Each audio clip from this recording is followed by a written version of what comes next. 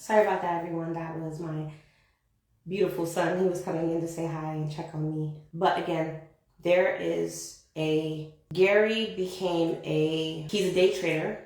He makes around $2 million a year. From his own story, he grew up poor, right? And then he became a day trader. He became a really great one. I mean, to make $2 million, of course. And he wrote a best-selling book. And now now he's a podcaster. He's doing YouTube and he's doing content creation now. I think from the third party perspective, what ends up happening there is that you can kind of see things a little bit clearer or just have a different perspective on it, because he is basically the thing, he's basically the product that he's telling other people that they can't be. And I just think it's a very interesting dialogue that happens, because if you've become a success story and you yourself are a success story, why would you not then be encouraging other people to become the success stories of their life? I think that's very strange. The only people I tend to think that way are people who think they're exceptions. It actually is pretty, I think, apparent in this episode, because Daniel basically kind of points out saying, oh, well, why would you say you can do it but no one else? Are you saying that you're smarter than them? Are you saying that you're more capable? Are you saying that you're more adaptable? I think once people get there, they're basically telling you how they feel about themselves versus everyone else. I am a believer, and again, people can argue me this if you want to, but it's been my stance on my life and it's worked out for me. And I encourage people to have the same mindset because it has worked for me. I don't believe I'm the exception to the rule. If I have become successful, the reason why there is more success around me is because I'm feeding that to the people around me. I'm not feeding them the victimhood thing. I'm feeding them healing. I'm not feeding them the whole thing of blame everyone else. I'm saying, what can you control? What can you do right now to fix your situation, to fix everything? When I look at just the business part, when I'm looking at just the economic part, when you have a government that is sitting here responsible, and my boyfriend and I talk about this often, probably more than what he would like coming from me, but when you have a government who is sitting here and they're just shoving out money. In the United States, we know it to be in the States. They funded more programs, they did everything. And right now we live in Jersey. And my boyfriend knows this, my family knows this. I do not care for Jersey. Not because my family's not here and I want to be, if anything, more than anything, I'm a family woman. There has been certain things that you see to where you can tell if you live in greed or not. You can tell when people don't care. People don't care about the cost of living that you have. People do not care that things are getting richer than you. And one of our governors, I can't remember if he was a senator at the time or not, but I don't think he's governor, because governor now is, I believe, Corey, or senator or something. But someone who I believe he's still in politics to this day in Jersey, he literally said, if you can't afford a Jersey, leave. The only way, if people don't know the business of states is population. That's the business of states. Every state is competing for you to move there so that you can bring your labor, your family, your wealth creation, what you bring to the table as production for the state, and everything else with you. States compete for your residency, right? New Jersey does not care. And they have said as much. The people who have represented it said it as much. The only time I've known people to say, hey, listen, do what you got to do because your business, it don't matter to me, is when they have a failsafe somewhere else. To where now it becomes a thing of, oh, it doesn't matter if we don't make groceries more affordable or we don't make housing more affordable, because we'll get it from somewhere else. It's called a bailout. This is why I agree with what Trump is doing. And I say Trump and Elon, but Elon's not the vice president. Trump and Vance. But Elon is sitting here cutting off. He's using Doge, which I think Trump did sign in as an official branch of the government. But Elon and Doge are basically consulting and auditing the books of the government. I agree with the stance that they have done, especially when they're talking about tax cuts. I have parents on Social Security disability. It will no longer be taxed. Overtime is not going to be taxed. And now there's a proposal saying anyone making $150,000 or less will not be taxed. This is making, and the cuts in the government have to come from this. The cuts in the government or the jobs in government are funded by our tax dollars. Everyone basically knows this. But what happens when the tax dollars that you give to politicians are not what they're saying they're owed? They're owed more than that. What happens?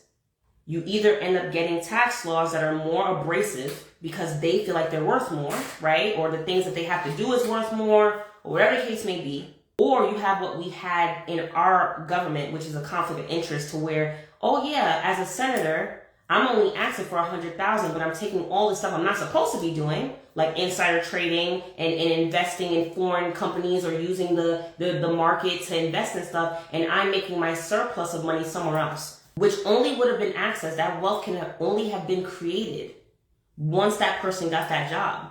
The greed exists on both sides of things. Jersey is one of those states to where, again, my boyfriend and I talk about it often. You can see the greed in New Jersey for a long time. This is nothing new.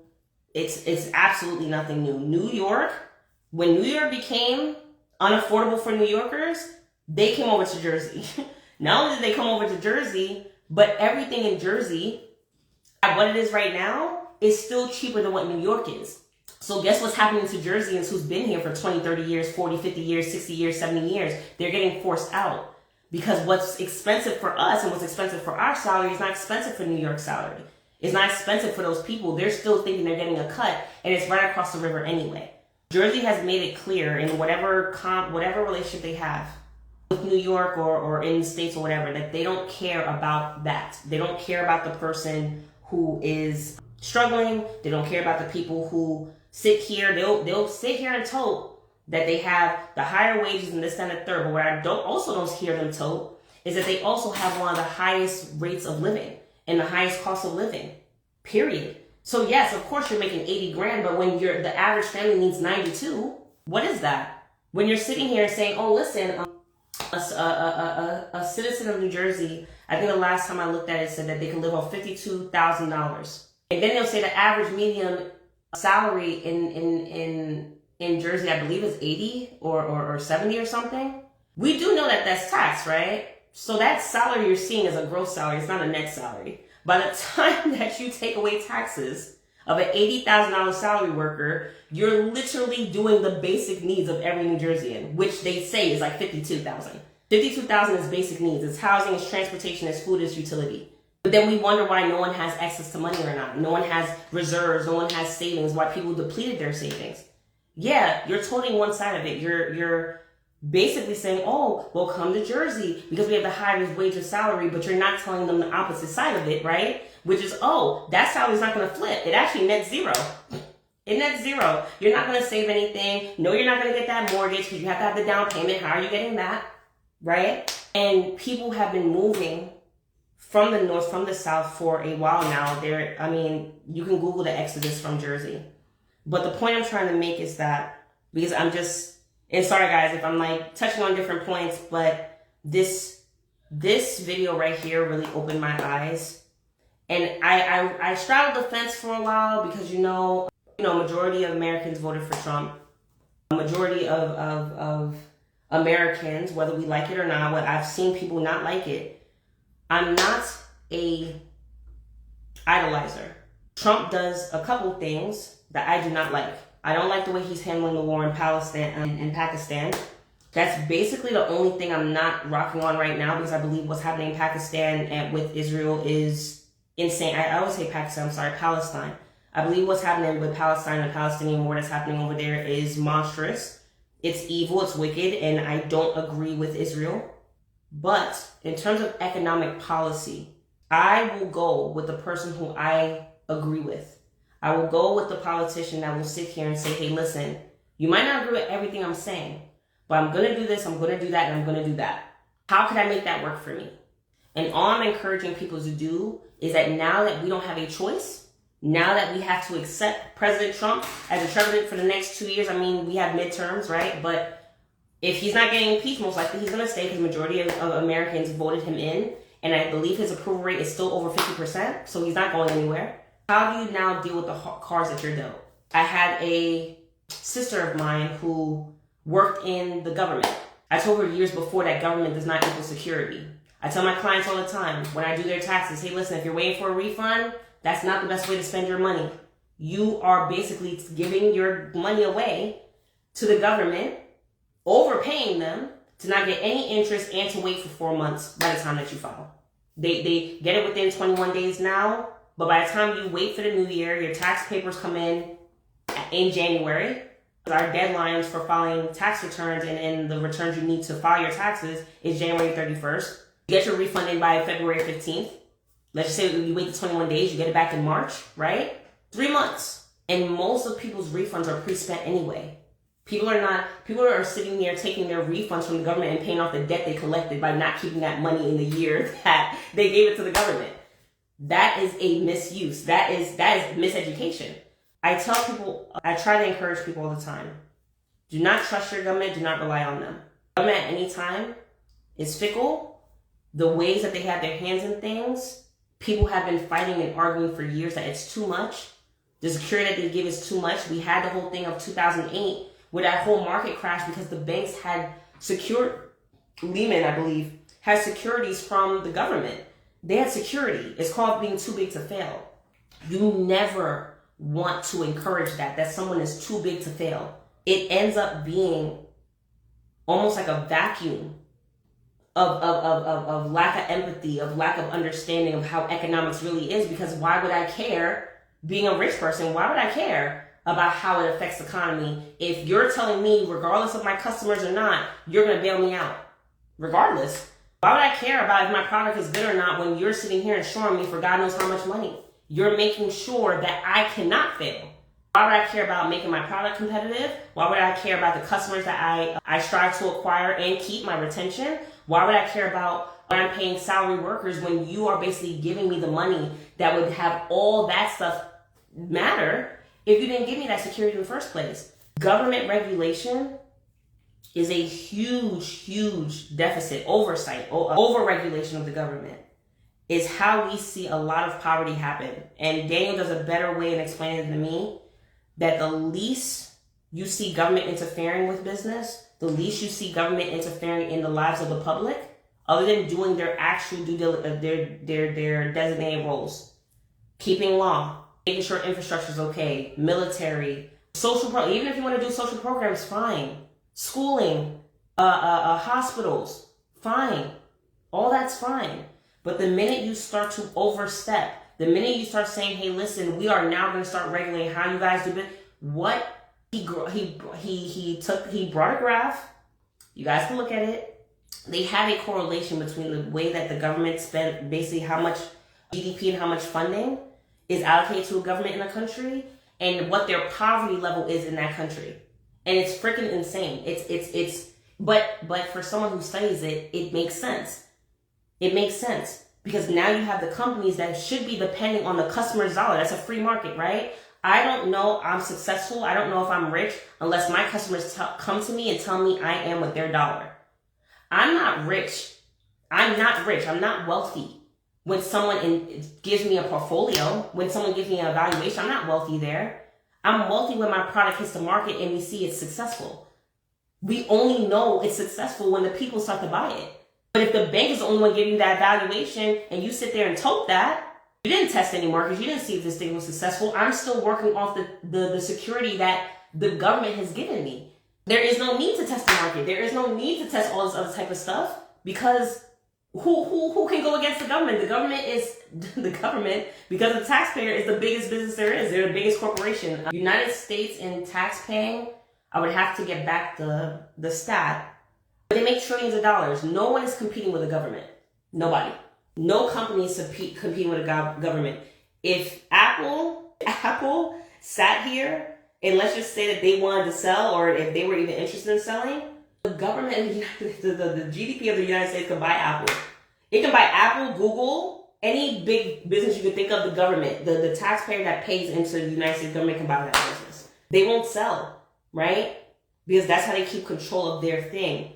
He does a really great job in explaining how government overreach and government overreach will basically just encourage people to not only stay in this victim mindset because you have more social programs than what you ever need. I'm not saying there's not victims out there, but to think that there's not greedy people who sit here feeling like they're owed something from the government, so they don't work, they don't educate themselves, they basically sit around, they collect welfare, they collect food stamps, they collect all the social programs for people who really, there really are people who cannot work. There really are people who have less than fortunate hands given to them. And you have greed on that side, basically saying, oh yeah, I'm gonna keep collecting food stamps even though I work. I'm gonna keep collecting social disability benefits even though I just sprained my ankle and everything's fine. I'm gonna egg that on. I'm gonna egg on my injury. I'm gonna egg on my condition. I'm gonna egg on my disease. I'm gonna egg all this stuff on, even though it's fixable. Even though it's fixable. That is the greed of that side. And what they're trying to do is they're trying to stop people from taking advantage of that. They're trying to stop that. People who, again, we're in this, they call it a welfare state now, but we're almost in this way of thinking that things are owed to us, I guess. Things are owed to us. If you want to live that way, that's fine. I don't see how that puts accountability back on you or as a person. And the last point I wanted to make is that I am a proponent, like Daniel said in the video, that it's not rich people that are a problem, it's the government. But I will add a caveat to this. The caveat to this is that I wouldn't even say the government is the problem. I would say it's been the problem that has existed in human nature. I don't want to say human nature, but I mean, as far back as it goes, it's just greedy people. Greedy people are the people that makes it worse for everybody, whether they be in government seats, whether they be in private sectors, in CEOs, whether they be in social welfare. It's greedy people that messes it up for everybody else. And the whole thing I don't understand is that no one needs to be greedy. There is no need for people to be greedy at all, actually. We live in such a robust time, and we live in such a time where people should be more excited. I get that people are fearful. They don't know what's happening in the economy. Hey, listen, we hit the recession. I wish people would give Trump this. If he inherited the Obama economy, he's been in the office 60 days.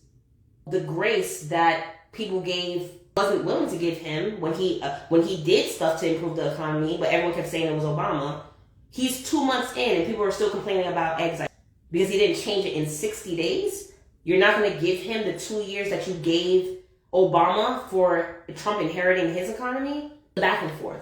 We live in a time now to where you have to deal with the hands that you're dealt. The victim mentality does nothing. It never did and it never will.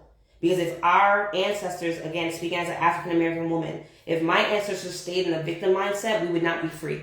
My family would not be sitting here with me even talking on a phone, on Instagram Live.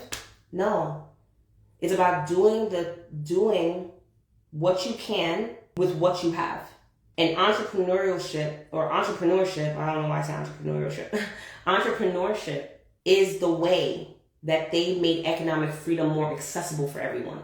It's just more accessible now. It's not that entrepreneurs don't fail. It's not that businesses don't fail. But now the wealth accessibility is now a thing. And it doesn't mean that everyone has become an entrepreneur. But what that means is that times are changing and people need to adjust to change. People need to adapt to that.